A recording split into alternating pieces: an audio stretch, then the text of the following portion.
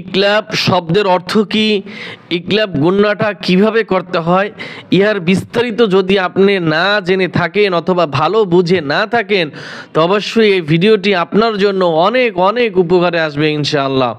এই ভিডিওতে মাত্র 5 মিনিট সময় নেব আপনাদেরকে ইকলাব সুন্দরভাবে বুঝিয়ে দেব। এটি পবিত্র কোরআনুল কারীম সহি শুদ্ধ করে পড়ার জন্য অন্যতম একটি নুন সাকিন তানউইনের বিধান হচ্ছে ইকলাব গুণনা সম্পর্কে জানা। তা আজকে আমরা ইকলাব সম্পর্কে পরিপূর্ণভাবে ধারণা দেওয়ার চেষ্টা করব ইনশাআল্লাহ।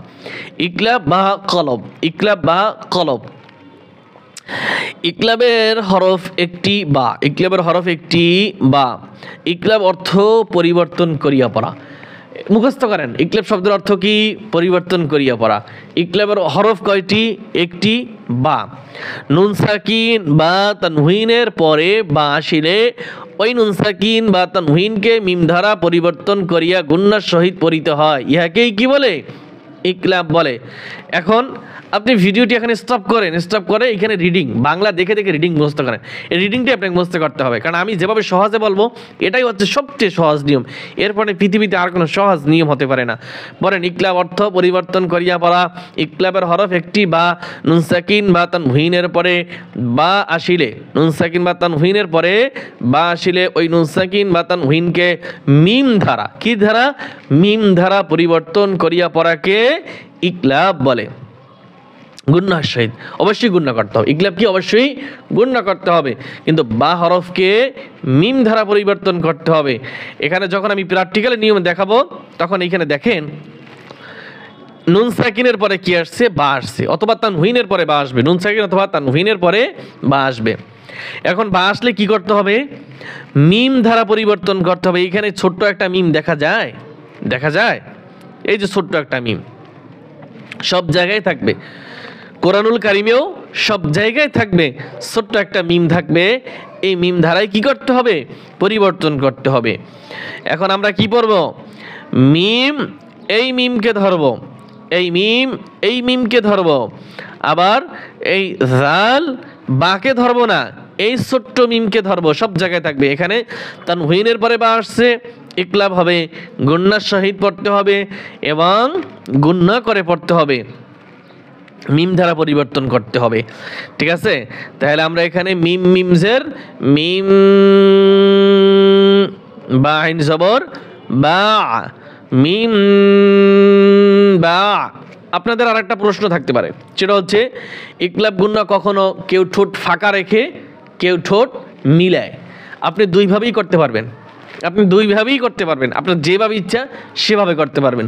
অধিকাংশ মানুষ বর্তমানে ফাঁকা রাখে, তবে অধিকাংশ মানুষ বর্তমানে ফাঁকা রাখে যারা বড় বড় ওলামায়ে কেরাম। কিন্তু ঠোঁট মিলানোরও অনেক অনেক তাজভিদের কিতাবের ভিতরে ঠোঁট মিলানোর ব্যাপারেও ইঙ্গিত রয়েছে। ঠিক আছে? অতএব আপনি ফাঁকাও রাখতে পারবেন, মিলাইতেও পারবেন।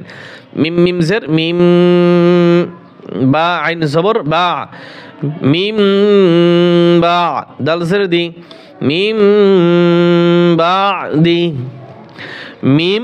এবার এই মিমকে ধরবে, মিম, মিমজের মিম, বা ইয়া জবর বাই, মিম বাই, নুন সজ্জের নিউস, মিম বাই নিউস, সত লাম্পের সুল বাজের বি, মিম বাই নিউস সুল বি, মিম বাই নিউস সুল বি, মিম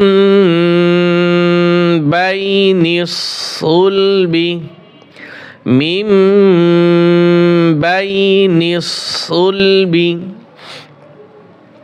ইয়া ওয়াও জবর ইয়াও, মিম জবর মা, ইয়াউমা, হামজা জের ই, ইয়াউমা ই, জাল মিম দুই জের জিম, ইয়াউমা ই জিম,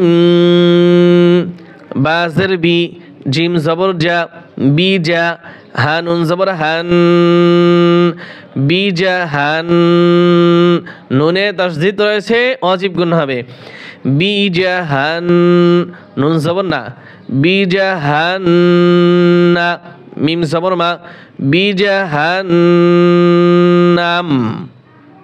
অক্ফ করলে বি জা হান নাম। ইয়াউমা ইযিম বি জা হান নাম। তাহলে আপনাদের আর কোনো যদি প্রশ্ন থাকে কমেন্ট করে প্রশ্ন করবেন, আমি উত্তর দেওয়ার চেষ্টা করব ইনশাআল্লাহ।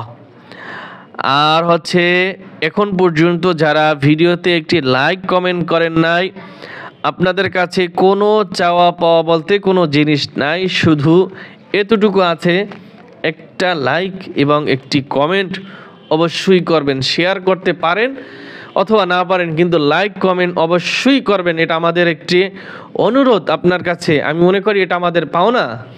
আমাদের ভিডিও থেকে আপনারা উপকার পান, আমাদেরও একটু উপকার করেন। আমাদের উপকার এতটুকুই হবে, আমাদের ভিডিওগুলি ইউটিউব প্রমোশন দেবে। আপনাদের কমেন্ট এবং লাইক করলে আমাদের ভিডিওগুলি কি হয়, ইউটিউব প্রমোশন করে, আরও হাজারো লক্ষ লক্ষ মানুষের কাছে পৌঁছে যাবে। এর সওয়াবের একটি অংশীদার আপনিও পাবেন ইনশাআল্লাহ।